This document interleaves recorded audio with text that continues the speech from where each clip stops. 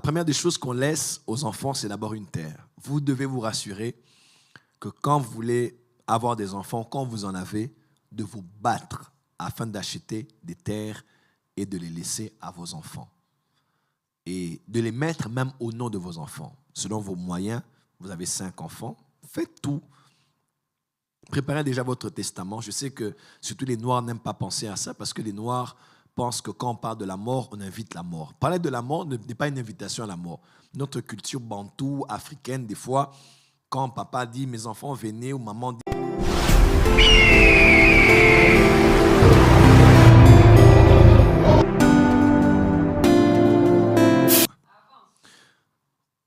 j'aimerais vous citer ici quelques points des choses que les parents sont censés laisser à leurs enfants. Ces choses qui ont une connotation transgénérationnelle.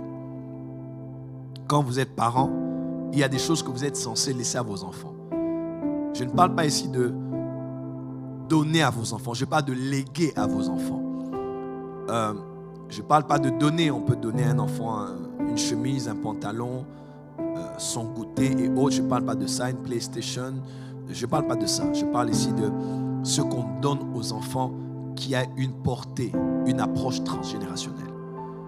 Première chose qu'il faut prévoir pour l'enfant, c'est une terre. C'est une terre. Jean chapitre 4. La femme sur le puits de Sichar dit à Jésus, dit, mais Jésus, notre père Jacob là, il nous a donné ce puits. Voilà cette terre-là, c'est Jacob qui nous l'a donnée. Et vous là, et toi, qu'est-ce que toi tu as? Cette femme s'est sentie fière de présenter un héritage transgénérationnel à quelqu'un qui n'était pas samaritain comme elle. Elle était samaritaine. La fierté de la postérité est aussi déterminée par la capacité de cette postérité à présenter leur héritage en disant « Ce bâtiment nous a été offert par notre grand-père. Ces hectares nous ont été offerts par notre père. » J'ai visité, ça fait quelques jours, un parc.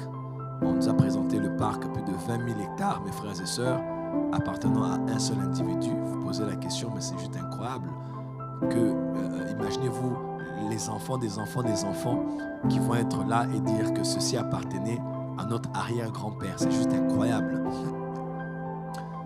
Si vous êtes un parent responsable, première chose à faire pour les enfants, c'est d'acheter pour eux une terre.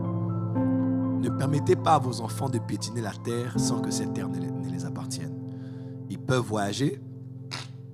Excusez-moi, il y a beaucoup de changements de saison, ce n'est pas évident avec la toux et le rhume. La première des choses qu'on laisse aux enfants, c'est d'abord une terre. Vous devez vous rassurer que quand vous voulez avoir des enfants, quand vous en avez, de vous battre afin d'acheter des terres et de les laisser à vos enfants. Et de les mettre même au nom de vos enfants. Selon vos moyens, vous avez 5 enfants, faites tout. Préparez déjà votre testament. Je sais que surtout les Noirs n'aiment pas penser à ça parce que les Noirs pensent que quand on parle de la mort, on invite la mort. Parler de la mort n'est pas une invitation à la mort. Notre culture bantoue, africaine, des fois, quand papa dit « mes enfants, venez » ou maman dit « mes enfants, venez », si je meurs aujourd'hui, au nom de Jésus. Hein? Comment on dit encore en anglais? On dit God forbid. God forbid, in the name of Jesus. Et au nom de Jésus, tu vas nulle part, tu es avec nous, tu dois me voir, me marier. Maman, à parler de la mort ne veut pas forcément dire inviter la mort. Soyez relax, soyez calme. Un parent responsable doit avoir le temps des fois de parler de la mort avec ses enfants. Un parent responsable doit déjà prévoir ce qui arrivera après sa mort. C'est à cause de cette manière de vivre comme un navigateur navigue à vue, dont tu ne sais pas où tu vas, que certains sont morts, ils n'ont pas fait leur testament, ils ont laissé des problèmes. L'un des problèmes, allez dans les structures de cadastre ici en RDC ou allez voir l'appareil judiciaire aujourd'hui. Vous allez aller dans tous les tribunaux, plus de 50% des cas sont des cas parcellaires. Ici au Congo, c'est juste ça.